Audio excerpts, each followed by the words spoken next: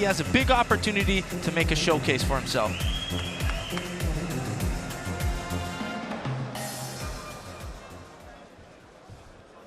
Once again, ladies and gentlemen, this bout scheduled for 3 3-minute rounds. And introducing first, fighting out of the black corner, as an amateur, a career of 20 wins with 3 losses. As a professional, his record, perfect. 3 fights, 3 wins, and one of those wins coming by way of knockout. He stands 5 feet 9.5 inches, 1.76 meters, and he weighed in at 150.4 pounds, 68.2 kilos. Fighting tonight out of Morocco, ladies and gentlemen, Badr, the Moroccan Nightmare, Hudo!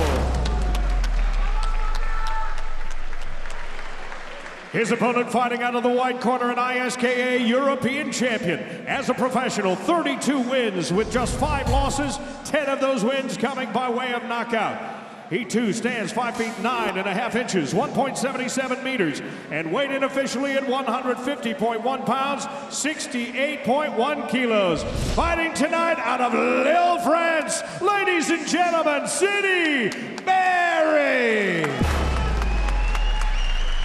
And the referee in charge of this contest is Bas Kester. Okay, gentlemen. Okay, gentlemen, the following rules. Yeah, you know the rules. Obey my commands at all times. Protect yourself at all times. Okay, touch gloves. Back to your corners. Big opportunity for Sidi Berry, who wants to get our matchmaker Cor Hemmer's attention. Also for Badr Hudo, just 3 professional fights. He's 20 years old. The future is bright, but just how bright, we'll see when this fight is over. Sidi Berry wearing the white gloves, Badr Hudo in the black. Yeah, there's a lot more experience for Berry. He even has a fight against Tijani Bastadi, who's going to be fighting for a world title against Sidichai tonight. Good knee to the body on the inside there from Berry, whose gym that he trains in is at about a 20-minute drive from this venue. Looks like Berry's going to control the center of the ring, where Hudo's going to try to fight on the outside and then explode with those strikes. There you go, spinning back kicks. He's tried a few jumping knees. A lot of athleticism shown so far for Hudo. Yeah, this is why Berry's pressuring him. He knows he has that spectacular offense. And in order to shut that down, you got to pressure.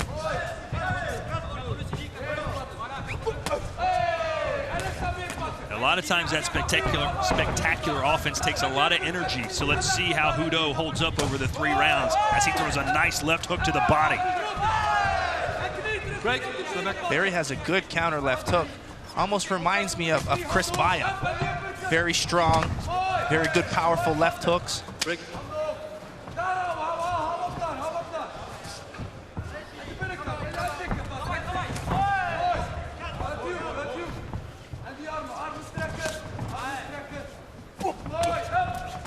Wind-up uppercut from Hudo. And Berry's really gone strong with the knees. Yeah, good knees. But I'm not a big fan of how Hudo's blocking those knees. He's using his forearms, but it's good to defend the knees to the body, but it keeps the head open. So he needs to be careful. That's why you see Berry mixing up knees to the body and head. 20 years old, he's a pro. Joe, what were you doing at 20? Well, I was in university at that time, amateur kickboxing. You know, trying to make my way here to glory.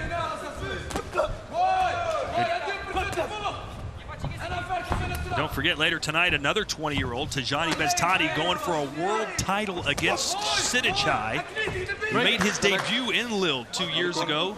Yeah, Tijani was an undercard, a prelim fighter just like this. So look where it can take you.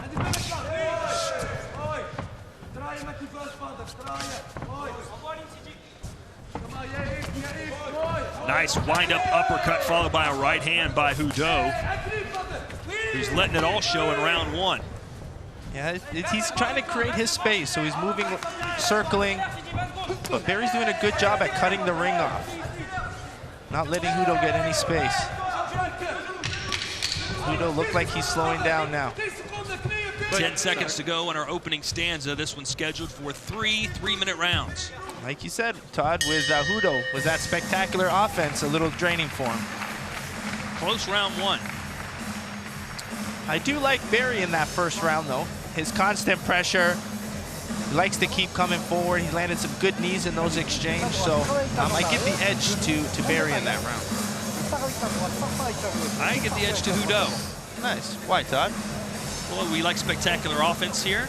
He did a lot of it, landed some good combinations, worked the body pretty well. Slight edge to Hudo. All right. I know we have open scoring later tonight for our Glory Super Fight Series, as well as Glory 53. Not sure about for our prelims. We're about to find out in a minute. We do have 5 judges ringside tonight, so some varying opinions. But what I will say is, even though maybe a slight edge to Hudo in round 1, he did start to tire the last 30 seconds. Breathing heavy right now. Yep. And I'm being told we do have open scoring, so we will momentarily know who did indeed officially win round number 1. Good, gentlemen. 1, 2. Time in. Fight! Right away, Barry with a left body kick. And he's got that height advantage, so he really wants to let those kicks go in this round. He landed some good low kicks, but now it's time to change some levels. And here are the scores from round 1. 3 judges gave it to Barry, 2 to Hudo. So just like I said, it's easy to pick one fighter over the other and win your argument in that first round. It was close. Yeah. But the question is, let's see if Hudo has that energy to keep spinning and attacking and moving. It's exhausting to keep moving. We mentioned it's very exhausting to throw those spectacular offense techniques, but to be able to move for 3 rounds when someone's pressuring you and cornering you, you got to train that. And Barry is relentless with those knees when he gets inside. He's just turned southpaw now. Wants to throw that left kick. Good level changes from Barry. And Joe, when your opponent is doing so well at cutting the ring off, what strategies do you change when you're someone like Hudo? Well, you got to either fight out of it, you got to stay away from the corners. You either fight out of it, or you got to try to move, be a little bit more tricky with your lateral footwork. You got to try to step out, try to use some feints, try to create that space, angle, move, but when you don't have the energy, you can't do any of that. That was ruled a sweep, not a knockdown, as both men tumbled to the canvas.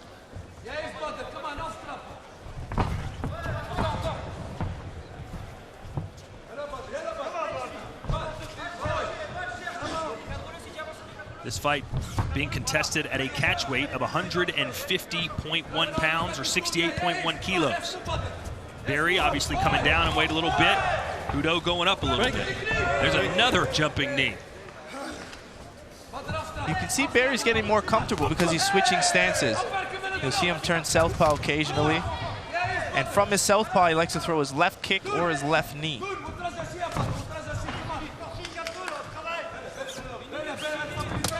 Nice left kick to the body for City Barry.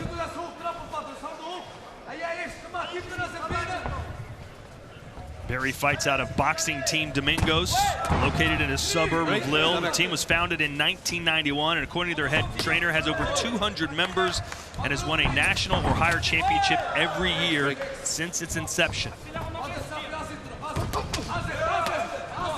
That combo blocked pretty effectively by Barry. Yeah, but that's what he needs to do. He needs to be a little bit busier with his combinations. He's waiting a little too long. He's got to try to find that energy and put combinations together. Because when he attacks, Barry shells up. So that's where he wants to unload those head-body-head combinations that we just saw.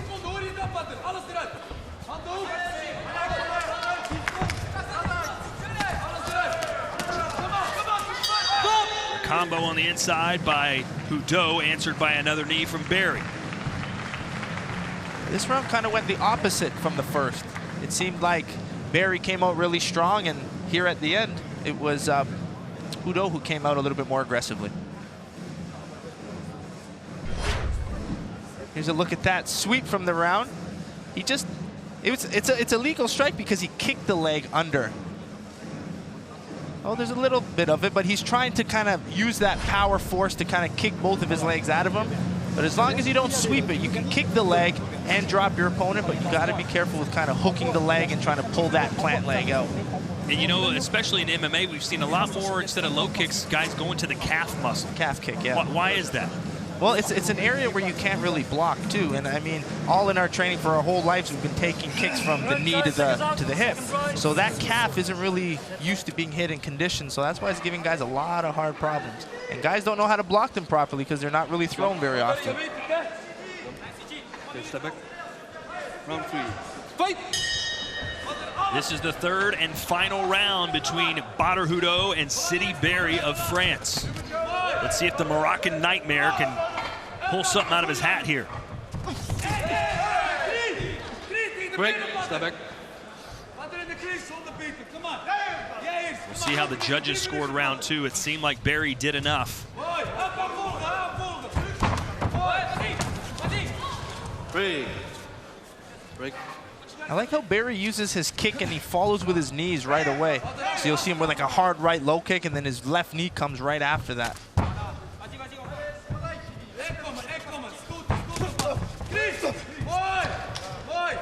And now it's Hudo trying to throw some knees. Nice counter left hook from Hudo. Yeah, that's another good strategy, like you said. How do you avoid a pressure fighter? It's using those hooks and angles, hand pins, those hooks to create angles to get out of the corners.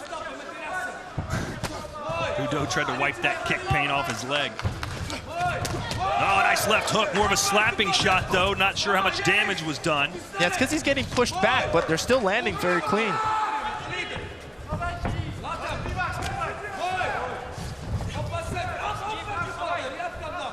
That'll teach you not to put your head down too often. A knee right to your forehead every time.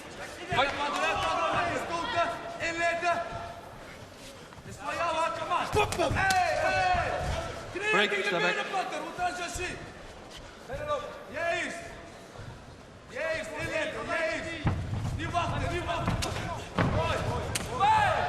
Break, step back.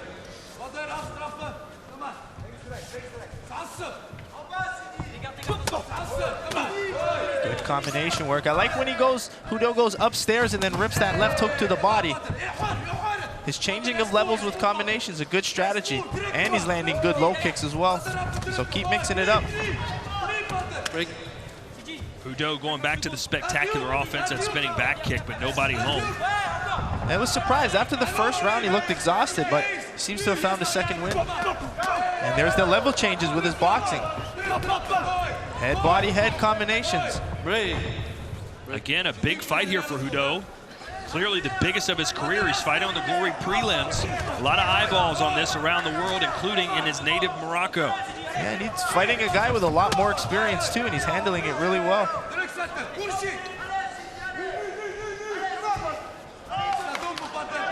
Boy, Berry has not done much this round.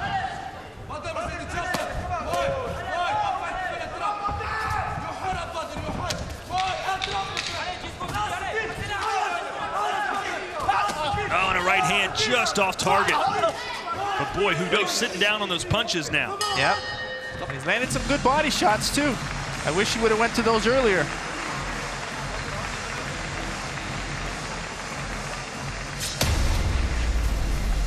So Hudo and Berry in the books. We'll wait for the judges to tabulate their scores. Still to come tonight, 2 world title fights, Joe. We already spoke about Bestati versus Sidichai, but how about Amel Debbie and Anissa Meksen? Yeah, the 2 best women in the world are finally meeting. There's been a lot of controversy why they never met, back and forth answers, but finally they meet. Both girls really talented with their movement, and that's what I'm most excited to see. Can Amel Debbie really pressure Anissa Meksen? Some are calling it the biggest women's kickboxing fight ever. You can see it live later tonight. Here's some highlights from Hudo and Berry. Yeah, the beginning of the fight was all Berry, doing well, controlling the ring, pressuring, shutting down those spin kicks and the flying knees of Hudo. And this is where he kept coming forward. Even in the second round, he had a better round, but round 3 was mostly all Hudo. It seemed like Berry was coming out aggressively with his kicks, but good combination work from Hudo in that last round.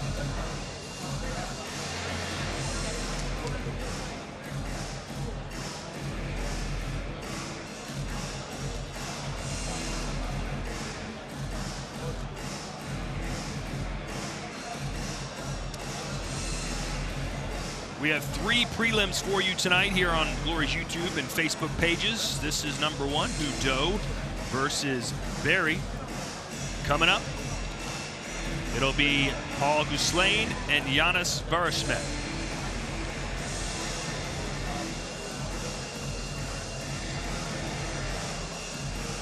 As we await the tuxedo-crested Tim Hughes to enter the ring with the scores, and there he is.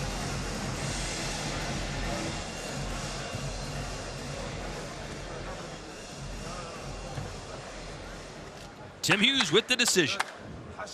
Ladies and gentlemen, after 3 rounds of kickboxing, we go to the judges' scorecard. Let's look at the totals from our 5 ringside judges. 2 of our judges score this bout 29-28 Hudo. 2 have it 29-28 Berry. And our 3rd and final judge scores the bout 30-27. For your winner by split decision, City Berry. City Berry with the split decision victory, and it all came from his early pressure in rounds 1 and 2. One of the judges saw all 3 rounds, although I think that 3rd round was definitely for Hudo, but congratulations, City Berry. So City Berry improves to 33-5 and hopes to one day get a Glory contract off that performance. Doesn't seem like he's a must-sign prospect, but obviously he knows what he's doing in there. Yeah, there's a lot of work still for him. He's got to clean up his technique, improve his gas tank, and still work on different tools to improve his overall game. And he's still just 29 years old. Let's send it back in the ring now. Tim Hughes with our next fighter introductions.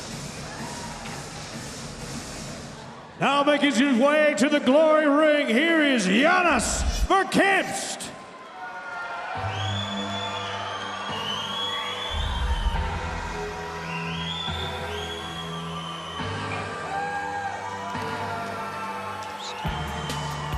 Giannis Verkemst, fighting out of Belgium, has 5 professional fights, 3 wins, 1 loss, 1 draw.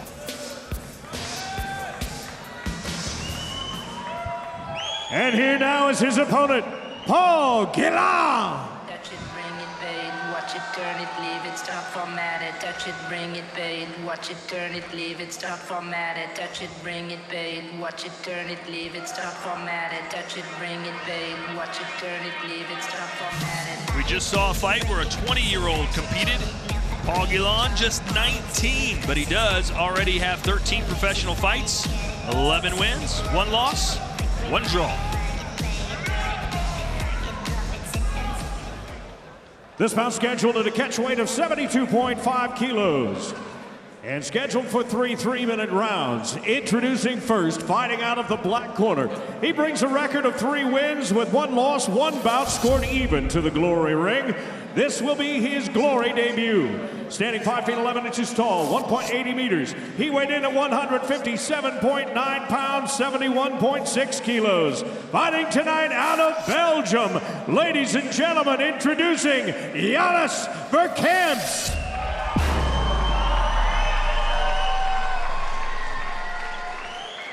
His opponent fighting out of the white corner has a professional 11 wins, 1 loss, 1 draw, 6 of those wins by knockout. He too will make his Glory debut tonight in Lille. At 5 feet 7 and 1/2 inches, 1.72 meters. He weighed in officially at 158 and 1/2 pounds, 71.9 kilos. He too fights out of Belgium. Here is Paul Ice Guillaume.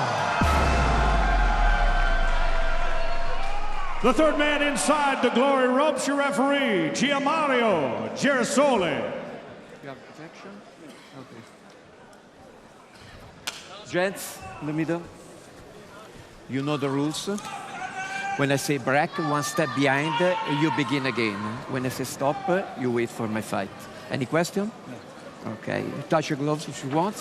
Corner. Judge, judge, judge. Time. Fight. Paul Guillaume from Belgium, nicknamed Ice, taking on Giannis Verkemst from Belgium. Guillaume in the white gloves, Verkemst in the black. Both of these guys are going to really focus on their boxing. They seem to be more boxing oriented, where you're going to see Verkemst try to use some of his front kicks to find his distance, and he likes to pressure with his boxing.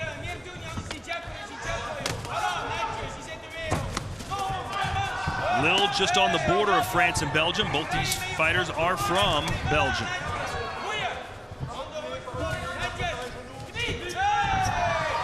We asked Paul Guillaume why he was nicknamed Ice, and he said, because I'm cool.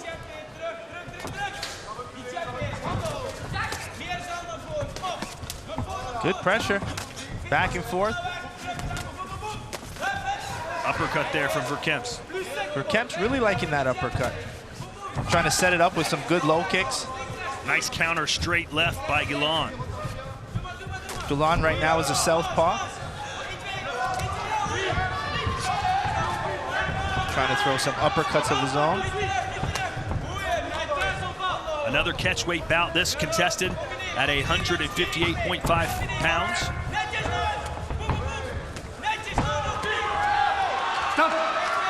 A lot of fighters have their headphones on before fights. They listen to rock and roll, they listen to rap music.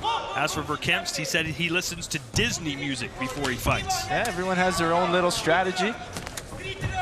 So I guess the Frozen soundtrack gets Verkemps ready to scrap. Let it go.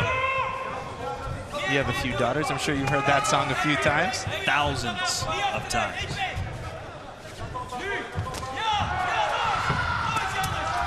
Good pressure from Verkemps, using his boxing to get inside like he said. But I like when he's mixing his knees. He's the bigger man and he's trying to bully Guillaume right now. And especially because Guillaume is a southpaw. So Verkemps is really trying to close the distance with his hands. A good strategy would be to hit the back leg against the southpaw. Guillaume just had a nice angle and uppercut.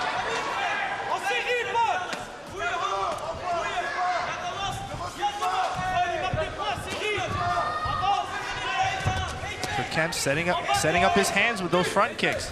Keep his distance, and then boom, step in with pressure with the hands.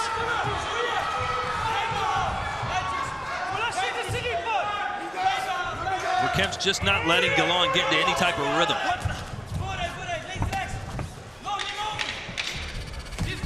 Stop. Fight.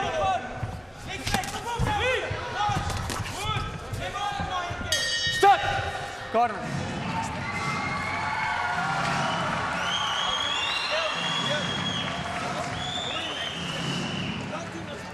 Well, who do you give that round to, Joe? Well, I like the pressure of Verkemps, kept coming forward, good hand combinations, and got that pressure, the aggressiveness. So round one, yeah, Miss Verkemps.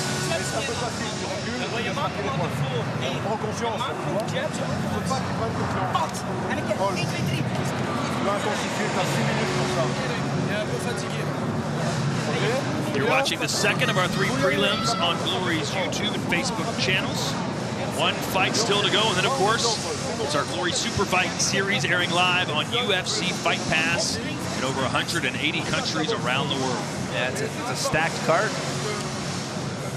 I'm excited for that featherweight contender tournament that starts it off. As for our Glory 53 show, you can see that in the United States live on ESPN News. That's at 3:30. Back. Local time here in France on FSR television. That will be at 9:30.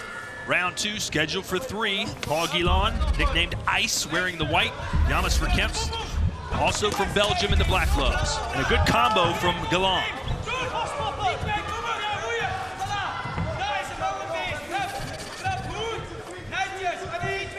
Verkemps coming out with that same strategy. Keep his distance with the front kicks, pressure with the hands.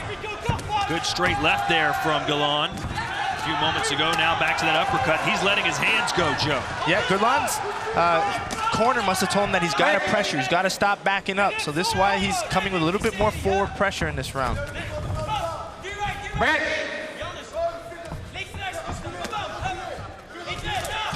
Verkemps calls himself a counterpuncher, but so far tonight, he's been the one throwing first. Yeah, he's initiating the attacks.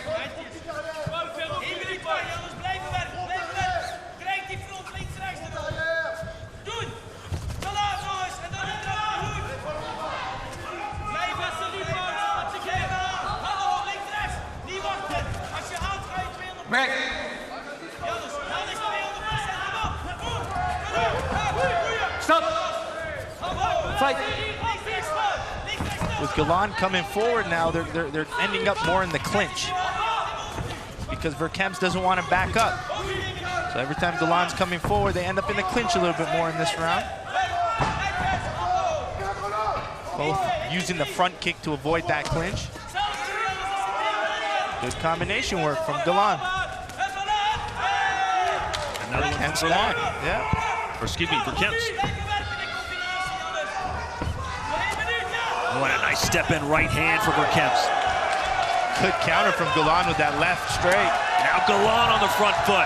And Verkemps covering up. He's got the shell up and eats a left hand. And here comes Galan. Changing levels, he just ripped the body. Oh, what a big left hand! 2, 3, 4, 5, 6, 7, 8, 5. So he gets a standing 8 count, and back comes Galan.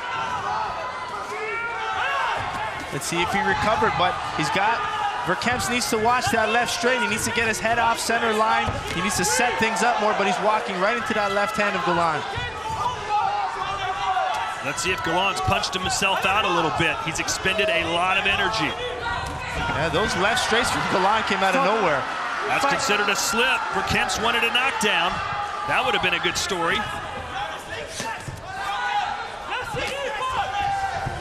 Now there's his head off center line.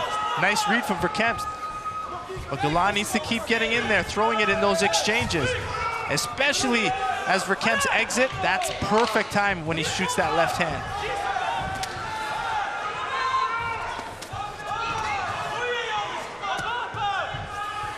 Stop! Fantastic round 2 for Paul Galan, who might have lost round number 1, but came back with a vengeance. Yeah, in my eyes, it's 1-1 in this fight.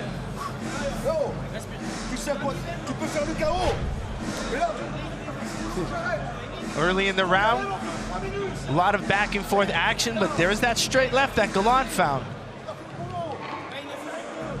And especially since you see the head of Verkemps really back up like that, he's got to do a lot of damage. He did make the adjustment by keeping his chin down, staying long, but beautiful left straights from Galan. And I like how when he had Verkemps shelled up, he mixed levels with his boxing. He hit the body a little bit more, but those beautiful left straights on Verkemps' exit are the key to that fight. Travaille techniquement, Paul. Observe-le bien. Mets des front kicks. Paul, technique et ferme, technique et ferme.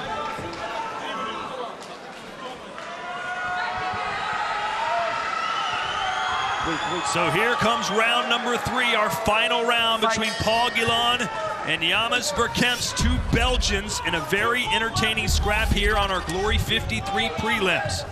And in my eyes, 1-1, unofficial. So what's Verkemps have to do here to bounce back in round 3? Well, he was doing good with his pressure, but he just needs to keep his head off center line, keep mixing in those front kicks. But I feel he needs to keep the distance a little bit longer. He doesn't need to get so close where Galan wants him. So try to use the jab, long straight punches, and then go in on the attack. But yeah, he's got to watch out for that straight left. Keep his head moving. Stay long, one or the other. Those are the official scores at the bottom of your screen. And right now, Galan up by 1 point. So that means if Verkemps can win this round, it'll be a draw. That is with a 10-9 score. A knockdown obviously changes the whole scheme of things.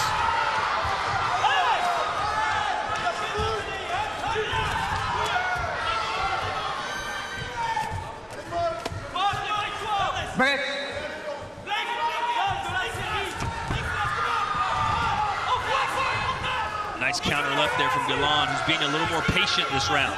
Yeah, and it's his best strategy because he kind of shells up, and that's when Verkemps kind of opens up. He gets a little aggressive with his hands and exposes his chin. There's that nice double jab enter from Verkemps.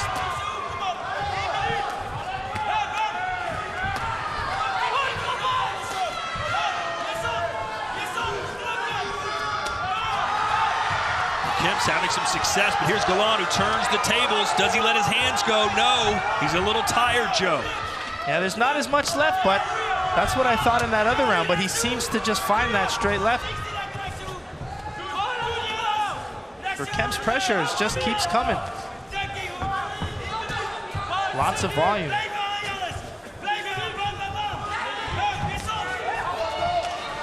Tried that straight left again.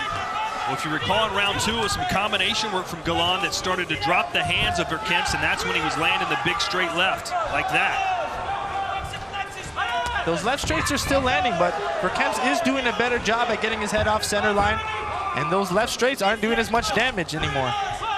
And Verkemps is landing a straight right back. Oh, and a good uppercut. Verkemps is landing more punches. Galan is landing the harder strikes. Yeah, remember, Glory scoring is about damage. There's no knockdowns, we're looking for damage. Then we're looking at clean scoring strikes with an emphasis on spectacular techniques. With no spectacular techniques, regular techniques, followed by aggression. 10 seconds all left. Verkemps.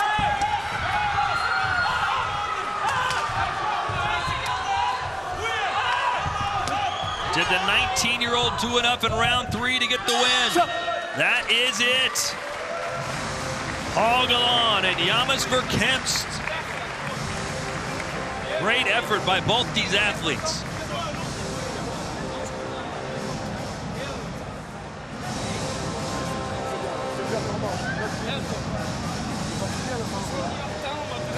If this were on the Glory Super Fight Series card or the Glory 53 card and we had a draw, we would go to an extra round. However, on the prelims, it will end as a draw.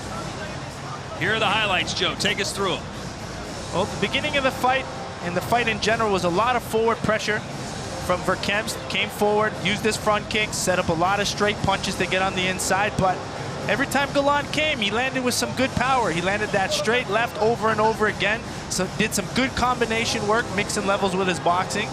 So you can see when he landed, he did a lot of good damage. Third round was a lot of Verkemps still pressuring, did a better job at defending the straight left of Galan. And again, up in the air in my eyes. Here's Tim Hughes with the decision.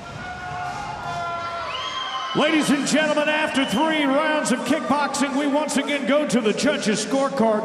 All 5 of our ringside judges score this bout the same. They have it 28-28. This bout is a draw. Fair result, Joe? Yeah, I agree with it. I definitely agreed. 1 and 3 went to Verkemps. 2 was a 10-8 for Galan. So in my eyes, it was a perfect decision.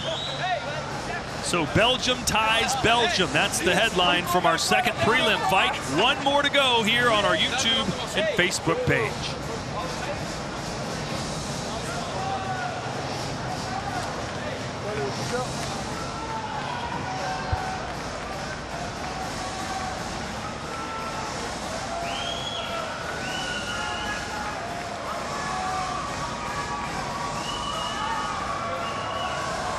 And now for our final introductions, Tim Hughes. Ladies and gentlemen, the last of our 4 preliminary bouts is scheduled for 3 3-minute rounds in Glory's heavyweight division. First to make his way to the Glory ring, Ruskov Domingos.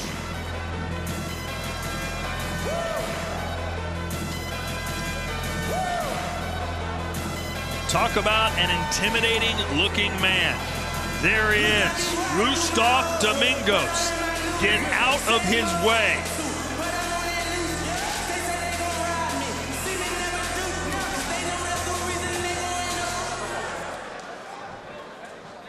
And here now is his opponent, Valentin Pontio Anisset.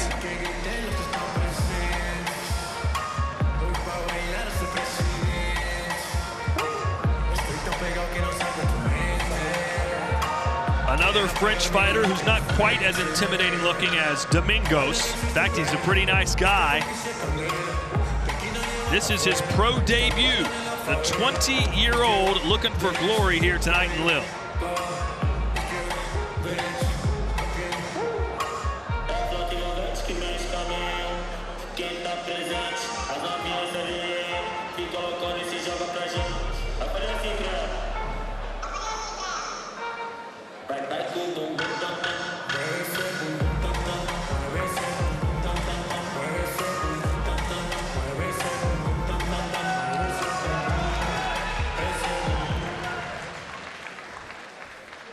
Once again, ladies and gentlemen, this bout scheduled for 3 3-minute rounds in Glory's heavyweight division. Introducing first, fighting out of the black corner. A young professional record that's perfect. 1 fight, 1 knockout. He'll make his Glory debut tonight. Standing 6 feet 3 inches tall, 1.90 meters. He weighed in at 252.2 pounds, 114.4 kilos. Fighting out of Portugal by way of Lille, France. Ladies and gentlemen, Ruskov Domingo. His opponent fighting out of the white corner, 9-2 as an amateur with 6 knockouts. He'll make his professional debut tonight. He stands 6 feet 5.5 inches, 1.97 meters, and he weighed in with an official weight of 274.9 pounds, 124.7 kilos. Fighting tonight out of France, ladies and gentlemen, introducing Valentin Pontu-Enese. And once again, your referee in charge, Gianmario Girasole. Protection you have? Okay. Gents.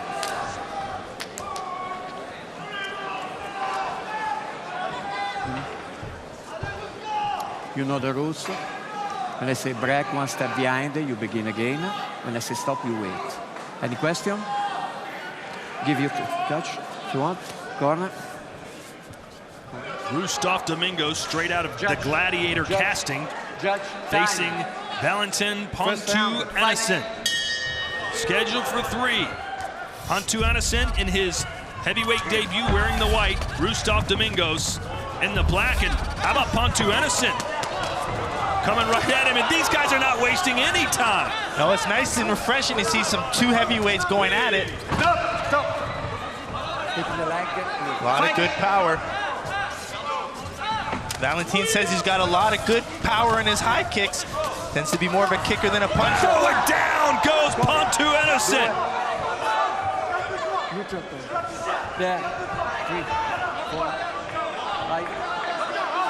That did not take long. Will we even see the end of round 1? Back into the fire goes Pontu-Enese. Yeah, there's those high kicks that he says is his favorite weapon. So he's got to try to defend the punches of Domingos and on the exit throw those kicks. Yeah, but he's got to stay real tight from that power. Boy, Pontu-Enese is just coming right after Domingos. Not a step back, and now he's landing. Yeah, he's got to rip the body. The head's all covered and shelled up. That's where Valentin needs to crack the body, then go upstairs. Finally, a little bit of a breather for these two, but not much. Domingos keeps slinging that right hand over and over. If this goes any longer, I don't know how much energy Domingos is going to have for the later rounds. A spinning back fist attempt there for Domingos. Some knees now from Pontu-Enese.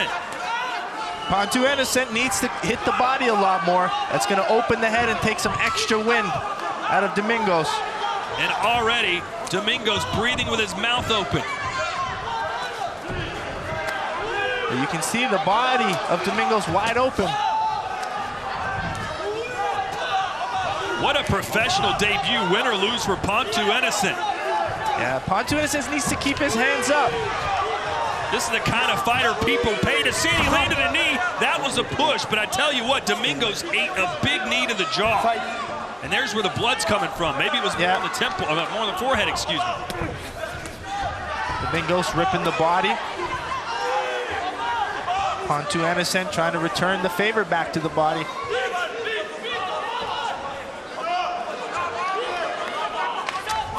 Nice low kick from Domingos. And a head kick for Pontu-Enese. Some uppercuts, 2, 3, body kick. Domingos shakes his head no, but those are some very brutal shots he's eating. Good knees up the middle with that exit high kick. Oh, a spinning back fist. Pontu-Enese says, bring it on. And I tell you what, this is one of the best rounds of kickboxing we've seen so far this year. Both guys really slugging it out. Maybe not the most technical kickboxing, but it's an exciting first round. It was a bar brawl. And even though Pontu Innocent went down, he may have at least made it a 9-9 round. Yeah, it's close. It was a very close round. You saw a lot of good back and forth punches. Oh, and that's when he quit. Yeah, he needs to be careful. When Domingos is coming aggressive with his boxing like that, it might be safer just to let him wear out his energy off of the guard. Because if you open up to try to counter back, just like Pontu and Innocent did, that's when you expose your chin. So he's got to stay tighter in his guard and try to wait for Domingos to slow down, shut some of that power off. Well, usually when someone gets knocked down, once the referee says, all right, let's fight again, they usually try and buy a little time, collect themselves, maybe hold a little bit. But Pontu Innocent went after Domingos like he was the guy that had just knocked Domingos down. Yeah, it was more like a flash knockout. He wasn't really too bad. He kind of popped right back up. Seconds up. But this is where he landed some good knees, trying to get those uppercuts. I think an uppercut could be a good shot for him in this round. Hey.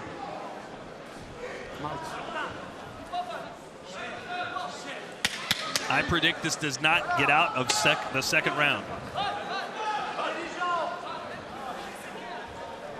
What say you, Joe? Is that too bold of a prediction? Fight. Well, it depends how much energy they have. Big boy slinging a lot of power. You know, how much energy? I don't think Domingos has the gas tank. If he does, it's going to be within the first half of the round. It seems like Valentin just gets stronger as the round goes on, better condition. All 5 judges scored it 10-8. Stop. Time. Neutral corner. This is official warning. Don't take the legs and walk, okay? Time. Fight.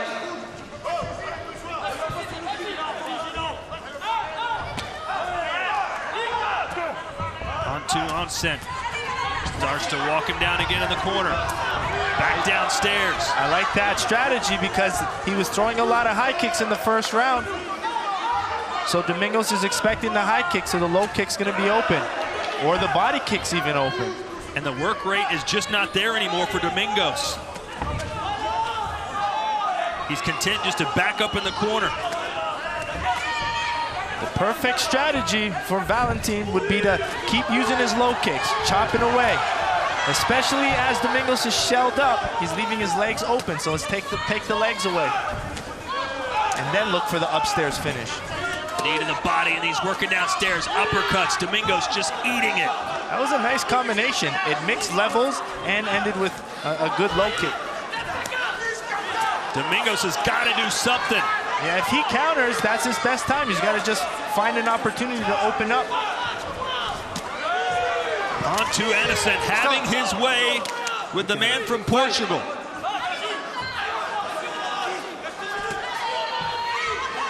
Not much left from Domingos. So Pontu Innocent could have his time, take his time to set up which finish. Domingos was literally just leaning back against the corner post. Just standing there. Look at these uppercuts. He's got to fight back or the referee might stop it. He's doing nothing. Completely gassed out with a minute to go in the second round. Yep, good strike selection. Don't waste your energy off of Domingos' guard. Rip the body, hit the legs. Pontu Innocent's really looking for that right uppercut. Domingos, mouth open, blood pouring out of his nose, his body and legs being beaten and battered by Pontu Innocent. See, now that Pontu Innocent has the leg hurt, his punches are going to be more effective. And maybe Pontu Innocent can maybe bait Domingos to get out of the corner. Some open space might do him good. Yeah, Domingos might get warned for those spinning back fists. They got to hit with the glove. Those are hitting with elbows. He has become a human punching bag. See, he's kicking on and punching off of the guard. He's got to hit the body more. See, there's the left kick more. Hit the body, set up the finish to the head. Domingos survives round 2, and that is the correct word to use. It was an excellent round from Pontu Innocent. How could it not be? I mean, I like that it's his debut and that there's still a lot to work on for him. It's an impressive round, but you can see how more experience would favor him by changing levels. And I said it over and over in that round. With experience, a more experienced fighter could have maybe set up the finish a lot nicer, but great round for a professional debut. Well, Domingos maybe threw 4 punches in that round. It's pretty easy to beat a guy up when you know he's not going to hit you back. But with someone that big, you know, it doesn't take much. So I still feel Pontu Innocent needs to stay technical, because a good counter shot out of nowhere could really do some damage. Domingos 1-0 as a pro. He won by knockout. It was a first round KO as well. So this is the longest professional fight he's been in. He needs a second win for the ages to come back in this one. Pontu Innocent looks fresh, not breathing heavy. I wouldn't be surprised if some judges score that 10-8. They all scored 10-9 as Innocent. Oh, whoa, whoa.